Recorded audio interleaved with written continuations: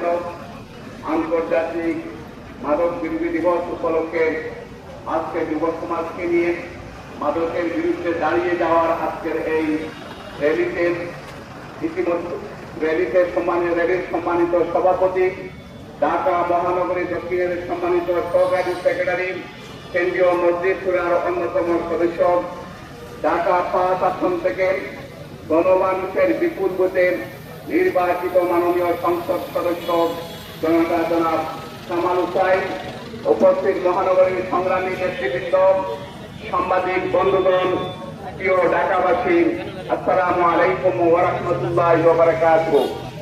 সম্মানিত উপস্থিতি, আমরা সবাই জানি আজকে আন্তর্জাতিক মাদক বিরোধী দিবস। এই দিবসের বিভিন্ন সময়ে বিভিন্ন প্রতিপাদ্য বিষয়কে চয়ন করা হয়েছে। মূলত মূল বিষয় হল এই সমাজকে, দেশকে, জাতিকে এবং বিশ্বকে মাদক মুক্ত করার জন্য, মানুষকে সচেতন করার জন্য এই দিবস সেই বিচার যাত্রা শুরু করেছিল। আমরা যে বাংলাদেশে বসবাস করছি, এই বাংলাদেশ আজকে আমরা কিন্তু বাংলাদেশের ভবিষ্যৎকে প্রায় হতাশাগ্রস্ত। এর কয়েকটা কারণের অন্যতম কারণ হল এই সমাজের যুব সমাজ, ছাত্র সমাজ, যাদেরকে দিয়ে আগামী দিন সমৃদ্ধ বাংলাদেশ আমরা গঠন করব, তারা মাদকের সাথে সম্পৃক্ত হয়ে নিজের জীবন এবং ভবিষ্যৎ সম্পর্কে তারা হতাশ হয়ে তাদের দিকে তাকিয়ে আসছে। অনেকেই আমরা বাংলাদেশের ভবিষ্যৎ নিয়ে আমরা হতাশাগ্রস্ত হচ্ছি।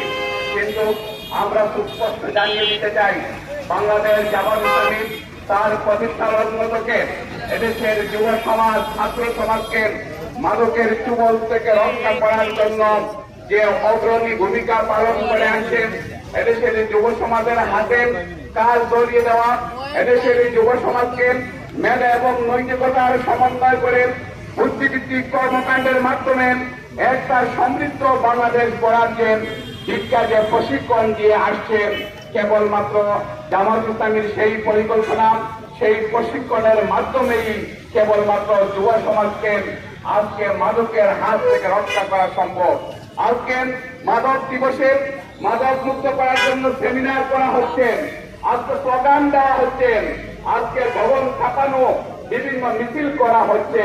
কিন্তু এই যুব সমাজকে, যুব সমাজের হাতে কাজ ধরিয়ে দেওয়ার জন্য, এই যুব সমাজকে মাদক মুক্ত করার জন্য যে নৈতিক শিক্ষা, যে ঐশ্বরিক যে শিক্ষা দেওয়ার প্রয়োজন ছিল, সেটা থেকে আজকে সরকার, আজকে সামগ্রিক তৎপরতা সেটা থেকে অনেক দূরে।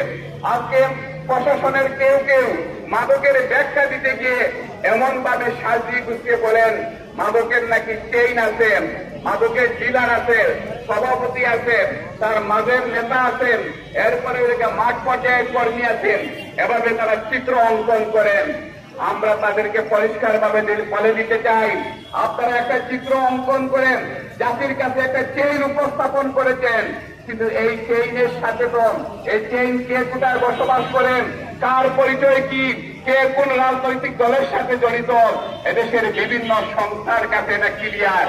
কিন্তু দুঃখজনক হলেও সত্য, রাজনৈতিক শত্রুতায় তাদেরকে আশ্রয় প্রশ্রয় দিয়ে কেউ কেউ সেই জায়গা থেকে কমিশন বহন করেন, কোন কোন রাজনৈতিক দল সেই জায়গা থেকে তাদের নির্বাচনী ব্যয় বহন করার মাধ্যমে মাদককে আশ্রয় প্রশ্রয় দিয়ে তারা বাংলাদেশের যুব সমাজকে নিজ হাতে তারা ধ্বংস করে দিচ্ছেন।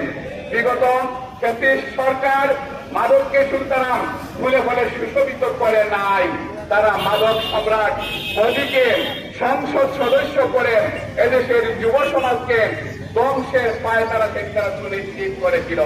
সম্মানিত ভাই এবং বন্ধুগণ, আজকে কেউ কেউ বলেছেন আই হ্যাভ এ ড্রিম, তাদের স্বপ্ন আছে।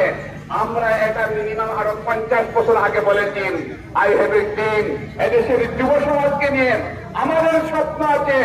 আমরা এদেশের যুব সমাজকে মাদক মুক্ত করে এদেশের যুব সমাজের হাতে কাজ করিয়ে দিয়ে নৈতিকতার শিক্ষা দিয়ে আমরা এই যুব সমাজকে তৈরি করার মাধ্যমে আমাদের স্বপ্নকে আমরা বাস্তবায়ন করতে চাই। আমরা দুর্নীতির বিরুদ্ধে যে যুদ্ধ ঘোষণা করেছি, সাথে সাথে আমরা বলেছি মাদকের বিরুদ্ধেও আমাদের যুদ্ধ। আমরা বলেছি চলো যাই যুদ্ধে, মাদকের মধ্যে মাদক মুক্ত সমাজ যদি আমরা গঠন না করতে পারি, তাহলে বাংলাদেশের ভবিষ্যৎ যে অন্ধকার বলে যারা দাবি করছেন, আজকে ঠিক তাই হবে। কারণ এদেশের যুব সমাজের মাদক আসক্ত হওয়ার কারণে আজকে আমাদের সংসারগুলা ভেঙে যাচ্ছে।